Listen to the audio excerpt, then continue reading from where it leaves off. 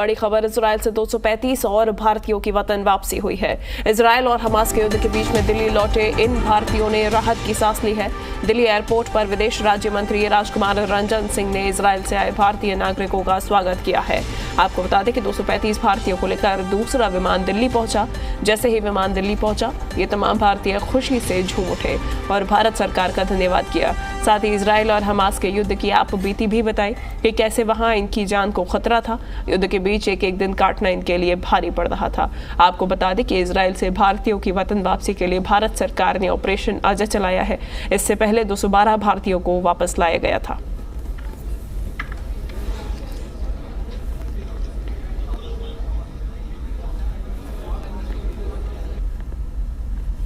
We are facilitating about 235 the passengers from Israel. Mostly they are students.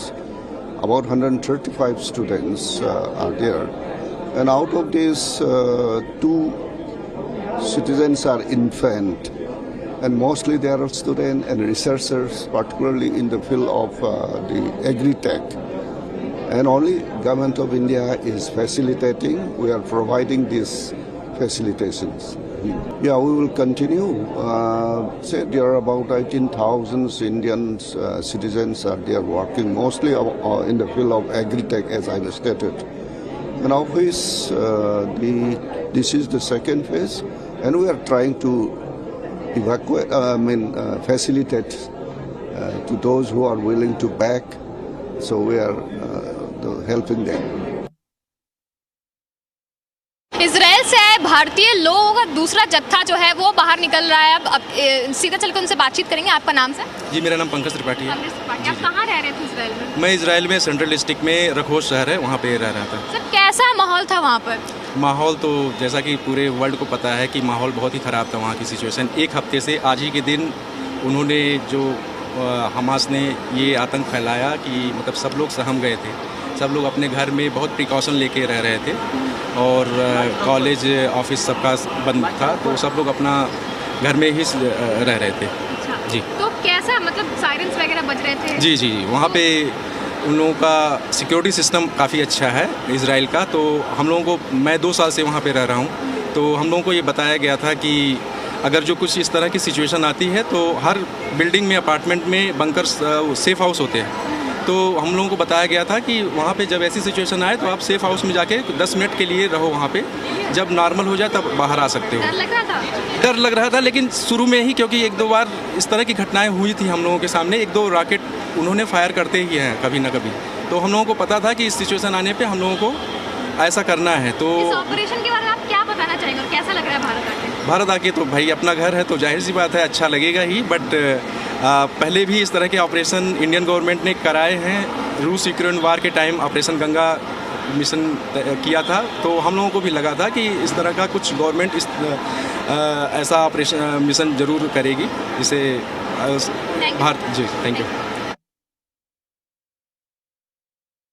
ये तो बहुत अच्छा मुहिम है। मैं इसके लिए धन्यवाद भी मैं करता हूँ गवर्नमेंट को भी, और जो भी हमारे प्राइम मिनिस्टर नरेंद्र मोदी जी हैं उनको भी, और विदेश मंत्री और इजराइल एम्बेसी को मैं सबको धन्यवाद देता हूँ, क्योंकि ये अच्छा इनिशिएटिव है जिन्होंने शुरुआत किया। क्योंकि अभी इस टाइम बहुत सारे फ़्लाइट बंद हो गए थे, तो बहुत सारे बच्चे जो है ऐसा पैनिक हो रहे थे कि ऐसा ना हो कि वहाँ हम जा ना पाए। तो ये बहुत अच्छी बात है जो करी, तो इसके लिए बहुत बहुत धन्यवाद। It's very nice. Actually, it's wonderful, and we are very happy for the initiative.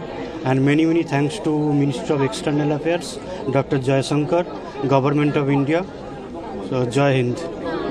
It's a very good initiative. We are, basically relieved because all the flights were cancelled. Like we booked one Air India flight and then another Emirates, both were cancelled.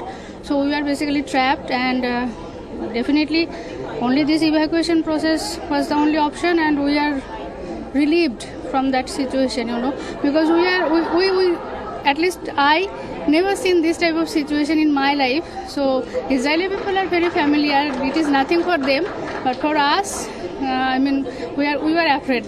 And I am pregnant, so I cannot run to the shelter. We know that if we go to the shelter, nothing will happen. But if I can't go to the shelter, then there is a risk. So particularly in my case, definitely it is a big relief, and the way they handled the way they give priority to all of us, they communicated very well, and really it's a very good initiative. And thank to we really, I mean, from the bottom of our heart, we really thank the government of India. मैं MSc कर रहा हूँ university of Haifa से। पिछले 2 साल से Israel में रह रहा हूँ और सब कुछ वहाँ अच्छा ही था।